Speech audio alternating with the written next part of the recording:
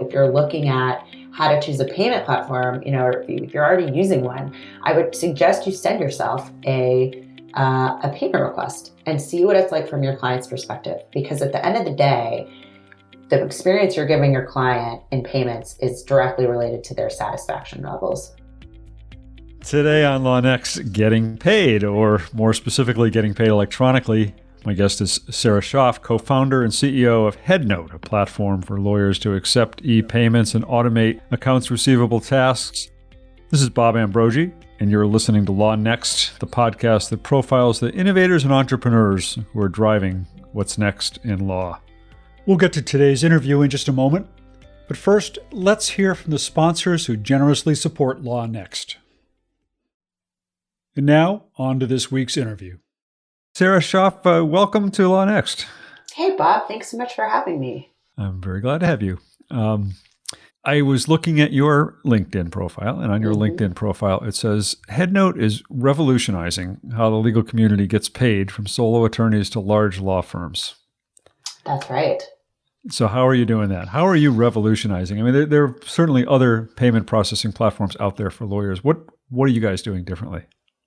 Yeah, I mean, great question. I think, first thing to note is that, all payment solutions are not created equally. That's especially true if you're a lawyer and you have rules surrounding how you accept online payment. But even that aside, generally, payment tools have not been something that are the friendliest necessarily to use for you or for your client. And the background of our team is really, lawyers and technologists. So very similar to using a consumer platform. It's like as easy as using Facebook. It's very intuitive.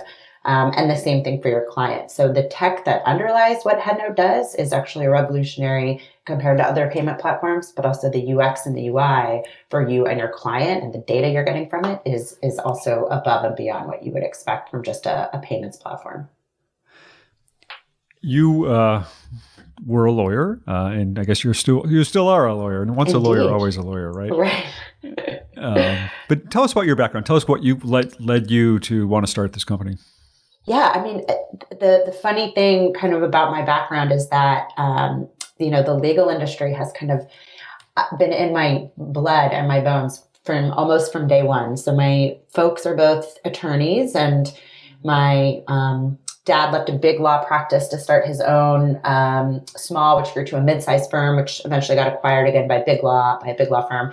My mom was a GC, and she left to become a solo, and they worked independently in their own practices. And so growing up, that was the family business. We, my brother and I were kind of laboring away in back office and reception desks. And as we kind of grew up and came through the ranks, we did all these different kinds of jobs, and went on to work at a few law firms independent of my folks before I went to law school, and practiced for 6 years before I started Headnote. I most recently was working in-house at Google and left to take some of the things I'd learned from Google and kind of how to apply tech in the right places. And I'm using that to build Headnote and build our community.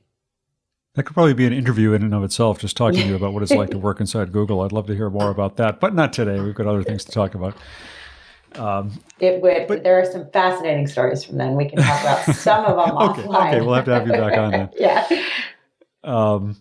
But so what about that experience got you interested in the whole payment processing area? I mean, that's a pretty specific and in some ways esoteric area. Right. So, payments is kind of one of the things that Headnote does, and we do it really well. But the thing that I'm really passionate about is transactions. And so, growing up, working in these law firms, I didn't realize how kind of important it would end up becoming to what I'm doing now. I certainly didn't think of it as what we now call out here when you're kind of raising money from venture back, from venture firms. It's called domain expertise. I never thought of it as domain expertise. I thought of it as like a boring way for a kid to spend part of their summer. But now I'm really grateful for it. I think one of the things that was interesting to me was that it didn't matter which firm I worked at, from my mom's solo practice to mid-sized large firms, Google, like Fortune 1 company. This issue of transacting for lawyers has been difficult.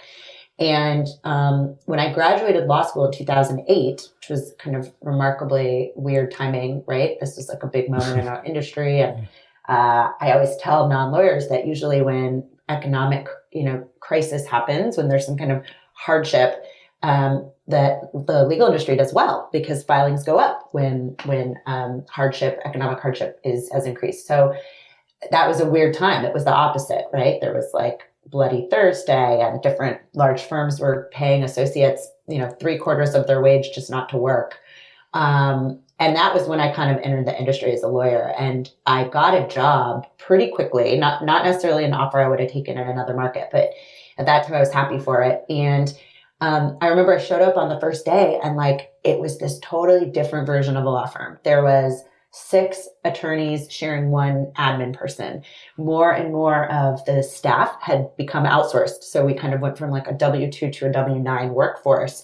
And so now there was this issue not only of like, we always had friction with getting paid. Now we were actually having trouble, with accounts payable. And I just saw that kind of continuing as this way that our kind of industry was evolving since 2008 was taking place. And so for me, it's all about like, how do we make transacting as seamless as we can for our industry? And obviously that starts with how do we get paid? And then how do we understand the data around what's really taking place in our AR to help us make better decisions?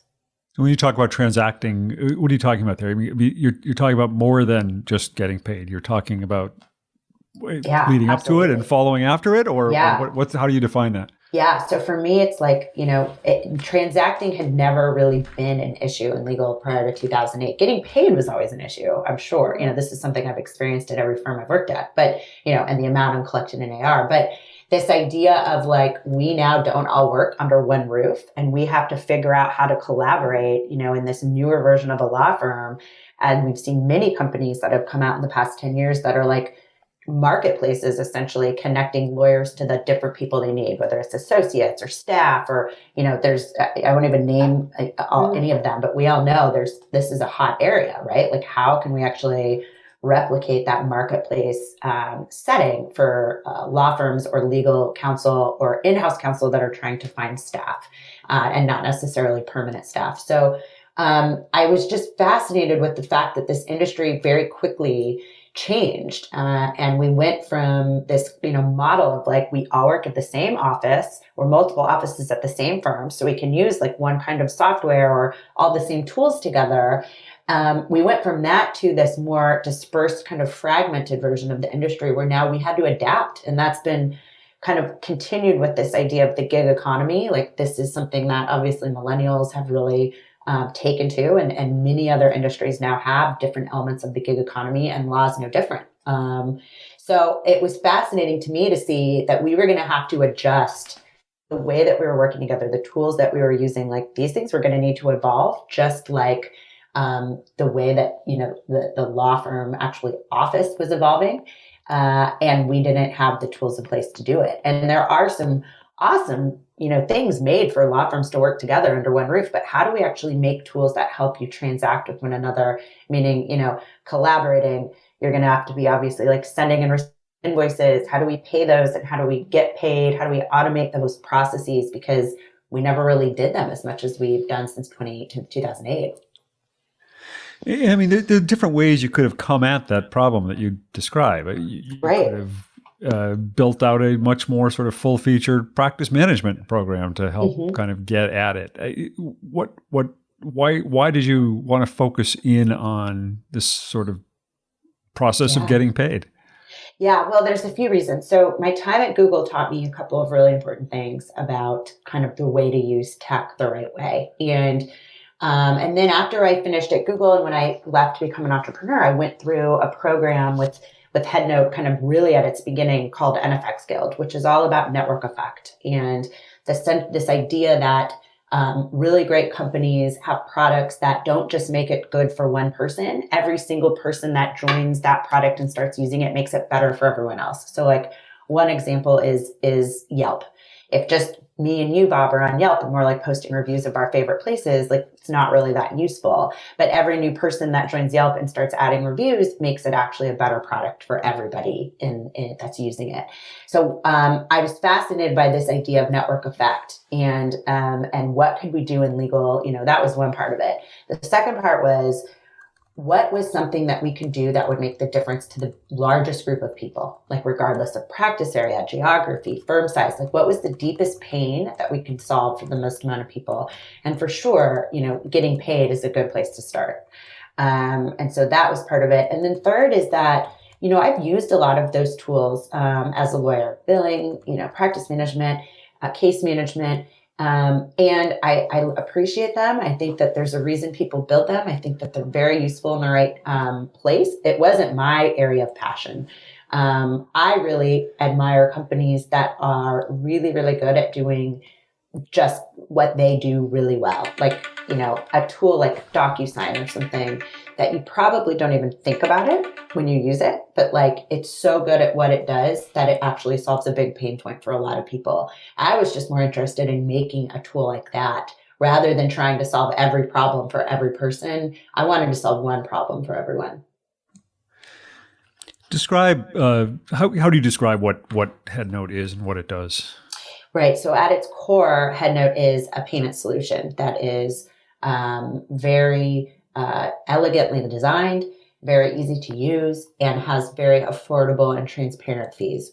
It's trust compliant for lawyers. It's made specifically for lawyers. So it is essentially a tool that you can add into dozens of types of workflows or different software stacks and start using it with those. It's highly compatible with many different processes.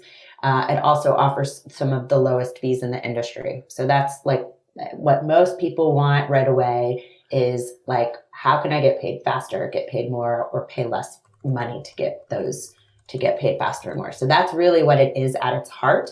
But then once you start using it, there's some features that we built specifically for lawyers based off of my experience that are going to take some of the additional pain that you experience from other AR tasks off of your plate. So it actually has ways that it can automate, you get to personalize and then automate the way that you're following up via email with your clients. So it can automate some of your collection. It's going to actually, take all of the tasks off your plate as far as how can I understand, if a client has received, opened, viewed, paid my invoice or my payment link. It'll send auto receipts. It'll, alert you when there's different activity going on. It essentially gives you the ability to not have to, be manning your accounts receivable or have a staff member doing that. It works especially well in conjunction with a staff member as well. So over time, as you use the tool, you're going to start getting really interesting data about yourself and your firm. You're going to understand obviously things like the amount collected in AR versus the amount collected versus an AR, how fast your payment times are, your most, which payment tools are your clients using? Are they credit, debit, e-check? Are there actually ways that you can start saving money by offering them different methods of payment, but still getting paid fast?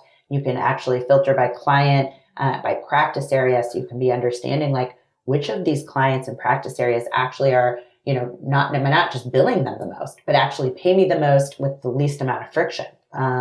So it's just a way for you to start kind of applying some of the elements of different technology we've seen in the past couple of years in different parts of a lawyer's workflow. Now we're doing that same thing with your accounts receivable. There's a whole lot there I'd like to try and unpack. One of the things I want to go back to something you said when you were talking about why you started the company, which was that you were, fascinated with this idea of the network effect. So how does that network effect idea play out in Headnote? Yeah, absolutely. So, Headnote is, an accounts receivable tool. Soon it's also going to be an accounts payable tool. And this is essentially going to give lawyers the ability to not, to sit in the middle of these transactions. So now you can be using it to get paid by your clients. You can use it to pay and get invoiced by, different vendors that you're using, whether it's, temporary staff or expert witnesses or, whichever kinds of experts, you need experts, not just expert witnesses, but whatever different types of contractors you're working with in your practice, you're now going to be able to sit at the center of those transactions. So for instance, if you and me and Ben, someone named Ben Ben who happens to be Ben. I don't know who producer of the show and exactly. Exactly. Are all using this platform. And now you're getting paid by me, Sarah. And now you can actually receive invoices from Ben as your, expert witness and pay him. It actually is making this a tool that is better for everybody. If we're all already on this tool, it's going to make our transactions that much more seamless and frictionless. And that's really the kind of idea that the more of us in the legal industry that use it, the better it is for all of us, because we reduce a lot of our logistical headaches. So just walk me through how it works. I'm an attorney. I'm about to send out an invoice to a client. What happens? What do I do? Right. So you essentially have, two different ways that you can use it. One is we have something called a one link, which is exclusive to Headnote, and it's essentially a universal payment link. So if you're like a true solo, you don't have any extra time, any extra staff, you don't have really, it's hard for you to get your invoices out to begin with, let alone, take an extra step in creating a payment request. You can add that one link to a few strategic places once and you never have to do it again. So we recommend that you embed it into your signature line. You can put it into, actually embed it into the invoice template that you send or the email that you send if you're sending a PDF, embed it into whichever kind of software you're using for when you send those invoices. Then you never have to do it again. You've just given your clients a way to pay you online and you don't have to take any further action. Or if you do have, you want enhanced trackability, you want enhanced visibility and control over that payment, you can actually take about 10 seconds. You go in Headnote, you create a custom link, you enter the client, you enter the amount of the payment. You can actually set up parameters as far as like if you want to give a payment plan, if you want there to be, only one payment method, only credit, only e-check, whatever you want, you can set it all up. And then you copy and paste that link that it generates, that payment request link, and you put it into however you normally send your invoices. That's going to give you the ability to see when somebody has, how is your client interacting with this link? Did they actually receive it? Did they click it? Have they clicked it more than once? Like, is there something you need to reach out to them to say, hey, should we set up a payment plan for this? Why is this client not paying this but going to this link numerous times? Are they having an issue that you want to help them resolve? And that, you're going to be able to see and control that. And then with the custom link, when you set that up, you can actually set up your automated reminders, which is essentially how you automate your collection process and personalize the message and cadence of the emails that will come from you to the client, reminding them that they have an outstanding balance. And essentially, you never have to touch that payment link again. It's on autopilot from that point. So the idea is that in 15 days, 30 days, whatever, an automated reminder will go out to the client to say this remains outstanding. Right. So it's actually with Headnote, what you can do is actually personalize all of it. So if I know that Bob is my client and it's, going to be the holiday soon, or I know Bob is going to Hawaii next week or whatever it is, I can actually say for these automated reminders, I want a weekly cadence until it's paid in full, or monthly, or whatever cadence you'd like. And then I can personalize the content of those messages. So I can say, on the first one, hey Bob, hope you had fun in Hawaii. Friendly reminder that this invoice is now due. Would love to get your, here's a link that you can click to make it as easy as possible to pay. You can actually use that automated reminder as a touch point to be personal with your client. And, we have some customers who take a different tone of voice when invoices are overdue. Some are very friendly, some are more stern. Like, it's up to you how you want to personalize that interaction. We'll be back with our conversation with Sarah in just a moment. We're going to take a quick break now to hear a word from our sponsor.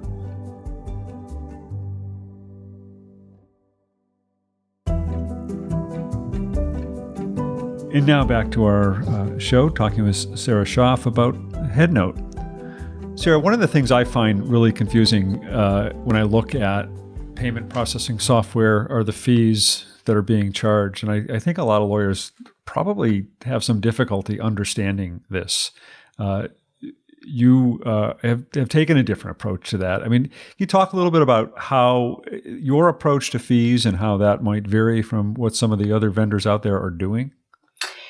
Yeah, I mean, that's honestly a big reason why we made our fee structure the way that we did, which is essentially flat. It's it's a standing amount that you pay. It's 1.9% for e-check and it's 2.9% for credit card. And that's it. Like, I cannot tell you the amount of time I spend explaining to new or prospective customers that like, that's it, because they really can't believe me. So I'll go through kind of a few of the biggest things you should look out for if you're looking at a payment processor.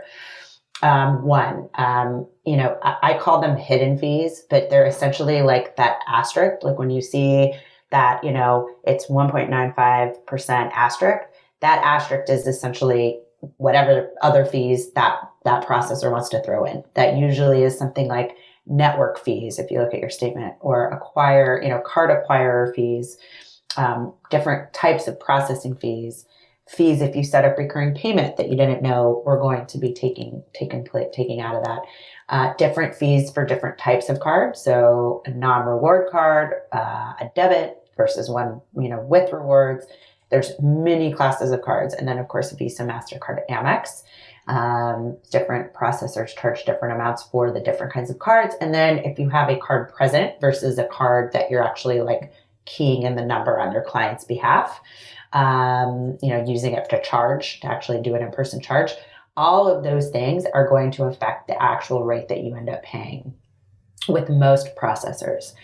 I found that to be really frustrating, and I think that transparency is key with the pricing. And, I know there's other processors who you can't get your statement until the end of the month, or you can't ever see really what fees you're paying in real time. We just, a lot of times we've seen an industry or a market that has been, hasn't had a lot of innovation in it in a while. And I'd say legal payments for law firms would be in that category. And anybody who's been in that space has not needed to innovate their tech, and they can kind of have their pricing policies be whatever they set, and no one has a choice. And we've taken a different approach, which is we believe in full transparency.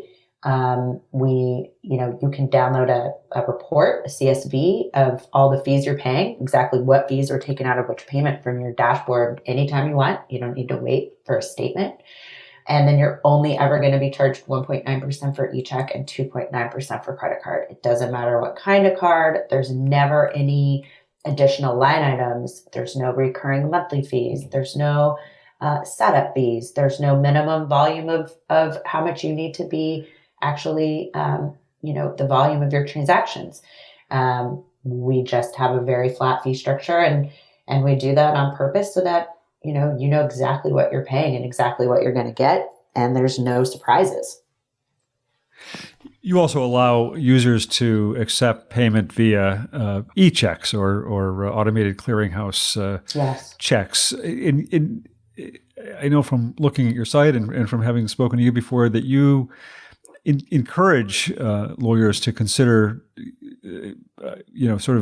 getting paid that way. What's the advantage of getting paid via an e-check over, say, a credit card payment?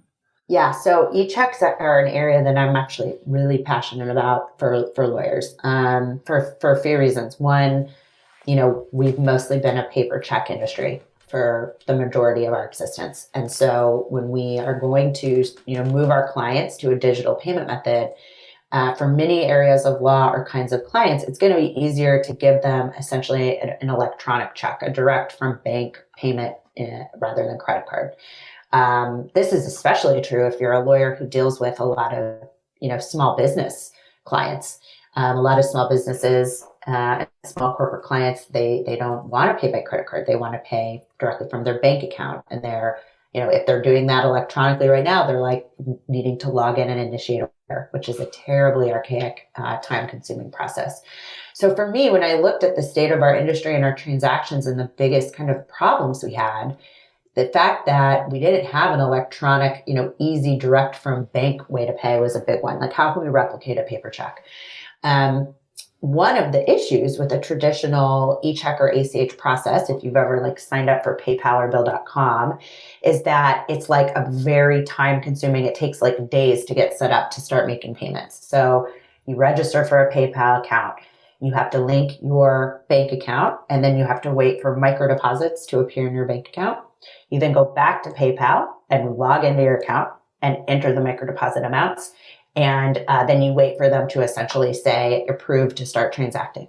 We knew that there was like almost no clients that would go through that process to pay their lawyer. Most of them are, not that excited to be paying their lawyer, in the first place and to be paying, a big bill. So we needed to make it as easy as we could. So we actually built a new way to pay via e-check or ACH. It's a way that takes less than 10 seconds. Your client doesn't need to open or register for a Headnote account. There's no microdeposits, waiting periods. It's essentially a way for your client to pay just as easy as they do with a credit card for all of the other goods and services they have. But it's that same experience for them, but it's a direct from bank transaction. So that was something we were really important to us to build.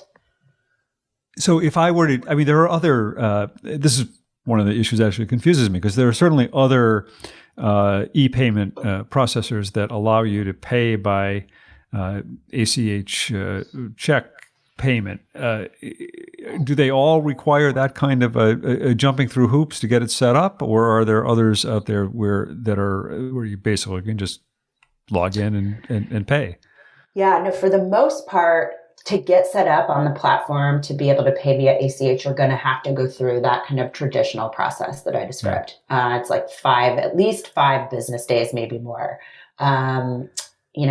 We don't know of anybody else that that does the same payment process that we have for ACH e-check made for lawyers. And certainly there's nobody else I can say for sure that has a trust compliant e-check process that like we do. So not only is our e-check ACH process like light years above what the traditional process is like, whether it's lawyers or not, we actually built the flow of funds to be completely trust compliant and protect all of the client, whether it's trust or operating, it's compliant with all of the rules that you have to collect to protect client property and make sure you're compliant with all of the rules. So how are you able to do that? How are you able to avoid having to jump through those hoops? Yeah, that's part of our kind of deep roots as in technology. Like we have direct banking and merchant processing partners that we kind of went and literally sat, side by side and said, here's the problem. Lawyers have all these rules.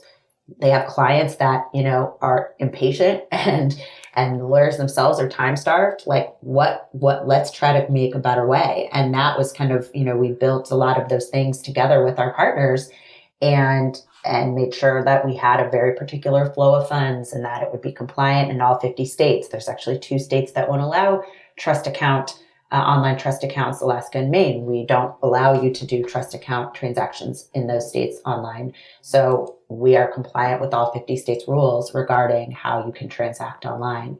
And so that was part of kind of our process internally of making the best product for our users and for their clients, was that we went and actually sat and figured out how can we build this better and build it as in-house as much as we can.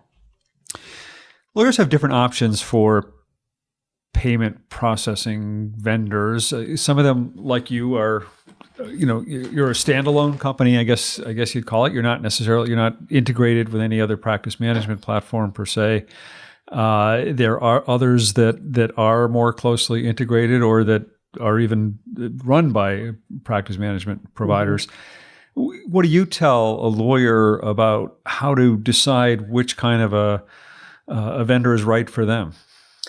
Yeah, I think, there's obviously an issue about the integrations. And so whether it's directly integrated or it's compatible, it must at least be one of those things. Headnote is compatible with dozens and every major kind of practice management software or billing software, some of which we have integrations that we're either in the middle of or planning. Others we don't, kind of purposefully. Like we wanted to make a product that could kind of move with you if you move, that was agile, but that would work with whatever you're currently doing with minimal behavior change. There are some that are, integrated into some of those platforms. It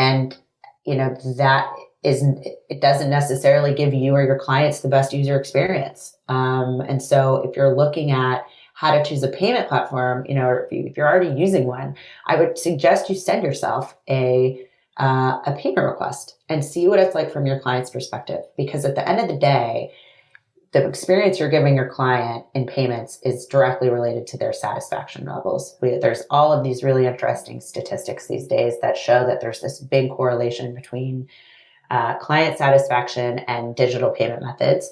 71% of clients prefer to pay, are going to say they're more satisfied with your services as a service provider if they pay digitally.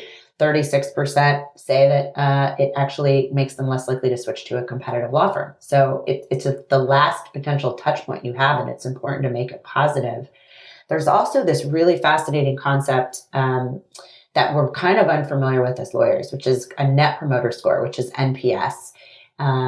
And most of the lawyers I talk to and administrators and people in the industry have never heard of an NPS. The Clio released their legal trends report recently, and they actually had a small section on NPS. And what this is, it's starting to get talked about. Yeah, and I'm fascinated. In tech, we do this all the time. So what it means for anyone who doesn't know is Net Promoter Score, and it's essentially how likely you are or your client is to recommend you to someone else. So if you're shopping online or you're using an online platform and you see that little survey pop up that says how likely are you to recommend us to a friend, 1 through 10, that is them trying to judge and get their NPS, their Net Promoter Score. As lawyers, we've been essentially unconcerned or ignorant to what this is. And we should be the most concerned with it, because the number one way that we get business is from referrals. So one of the it's not funny, but it is funny things in that legal trends report is that as an industry, the legal industry rates extremely low on NPS, customer satisfaction. We are like at the very bottom of the list, and we're sandwiched between like banks, airlines, and health insurance companies, like terrible offenders when it comes to customer service. And most of us got into this industry because we wanted to help people. And so as an industry, we have to get better at understanding how every single touch point we have with our client is actually either satisfying them, making them more happy or less happy. So it's important that the way we give them to pay us actually is one that isn't frustrating. Like, most payment platforms are going to make your client register for an account. I always tell people, like, how frustrating it is when you're reading an article and you go to click, read more, and it makes you open and, register for an account to finish reading. I hate that. Like, if you're doing that to your client to pay you, like, they're probably not going to pay you that first time. They're going to get frustrated and close the window. And B, they're going to remember that. Like, that leaves a bad taste in their mouth. It makes it frustrating and annoying. So that's, I think we're underestimating what it's like from the client's perspective when we are evaluating payment processors. Well, even down to the fact that a lot of lawyers are, I don't know a lot. I don't know numbers, but it strikes me that a lot of lawyers I talk to are still reluctant to even move to e-payments, even though, of course, the rest of the world has moved to e-payments. I mean, you pay everything online, and then there are lawyers who still send you paper bills and want you to put a check in the mail. Right. I mean, this was something I experienced as a client. Because Headnote uses many different types of lawyers for different kinds of services. And in the beginning, there was one firm that we worked with, which is a large law firm, which will remain nameless, that would send us, an invoice with an email, an email with a PDF invoice. We even had a firm right before them that would send us a paper invoice. Essentially, when I would call the lawyer and say, I need this work done, at the beginning of the project. This is something came up. We need to get this work done. It's really important. And they would, say, okay, Sarah, we'll figure it out. I'd say, I need it on this timeline. They'd say, all right, we'll make it happen. They'd probably drop other things they were doing to take on my work. And I was, it felt very important to me as a client. And then they would do a good job, and the issue would get resolved and time would go on. And I'd forget about it. And eventually I get my invoice, which probably took too long to get to me because of internal processes, which is another issue. And then it would be paper, and it would want a check, or it would say, here's the account number for a wire transfer. And honestly, I would just ignore it for I don't know, at least another month or more until I got, a reminder that I needed to pay. And then I'm like, ugh, and I go on and look at it. And then comes this thing that I've kind of named client amnesia. And it's when you open your bill as a client and whatever work you needed dramatically in that moment, weeks or months ago, now you have sticker shock. And your first reaction when you look at that bill is, I want a discount. And you put off paying, you maybe push back, you maybe get your discount. And then finally you deal with getting out a checkbook, wherever it is, and sending a check. I mean, what a pain in the ass. Like, why would you ever make your client do that? If they would send me that bill within days or weeks of when the work was performed with a link or an easy way to pay, at that moment, I'm like, wow, these lawyers did a great job. They really prioritized me. They did great work. I see this value in their service and I'm going to pay them. But the way that they were doing it would make me completely change my mindset around the work that they performed. I want to ask you just a little bit about Headnote, the company. I mean, when you started it, if I have it right, you went through an accelerator program at some point. Is that? That's right. Yeah. NFX Guild. And that's the one you were talking about, right? Yeah. And so where are you headed? What's ahead for Headnote, the company?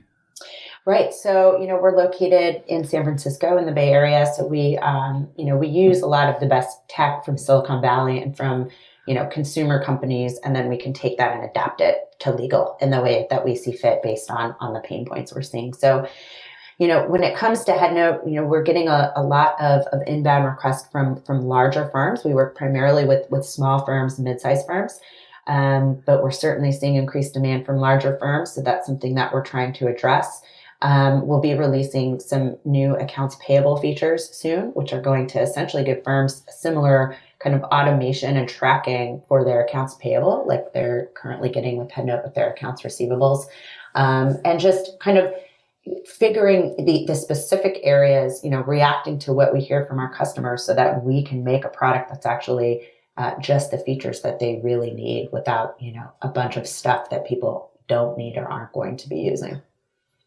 And what are you looking ahead to as an entrepreneur in this payments area? What's got you excited? What are you looking ahead to in terms of what's developing in this space? Yeah. I mean, one of the most interesting things to me as a lawyer turned entrepreneur is how we've all come to embrace the concept of CRM for law firms. And I remember 4 or 5 years ago when there were a few companies that were coming out. No one had heard of CRM for lawyers. And I kind of remember thinking as somebody in the Valley, like, good luck. Like, we're going to have to really educate attorneys on what this is and why they need it.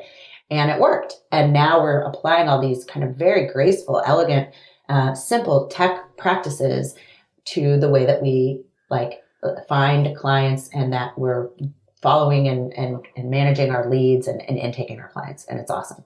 I really believe that, the back end of our processes, the part about how we actually get paid and how we track, the ROI we're getting from clients and use that to make decisions is an area that has gone overlooked. And the fact that we're applying so much really interesting tech to these other part of our processes, and then we get to the part that actually matters, the part where we get paid, that's the equivalent of, dropping the ball in the 1 yard line. And we have to get better at, finishing that circle and making the end of our processes as good as the beginning was and applying the right technology in those spaces. So for us, it's all about taking what we've seen that's so successful with automation and data in other parts of your practice and applying those same things to your accounts receivable and how you're actually understanding the relationship your firm has with those practices. Well, it makes a lot of sense that if you make paying as painless as possible, that you're going to get paid faster and more often, I guess. Can't argue with that idea. Sarah, I really appreciate your taking the time to be on the show today. It was nice to talk with you. Absolutely. You as well. I always have a great time speaking with you, Bob.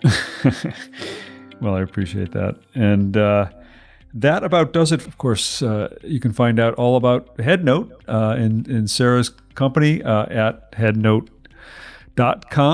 And you can find out all about this podcast at LawNext.com. And if you like what you hear, head on over to the iTunes, the Apple Podcast Store, and leave us a positive review. We appreciate it. Thanks for listening. And on behalf of myself and my producer, Ben Ambrogi, thanks for listening.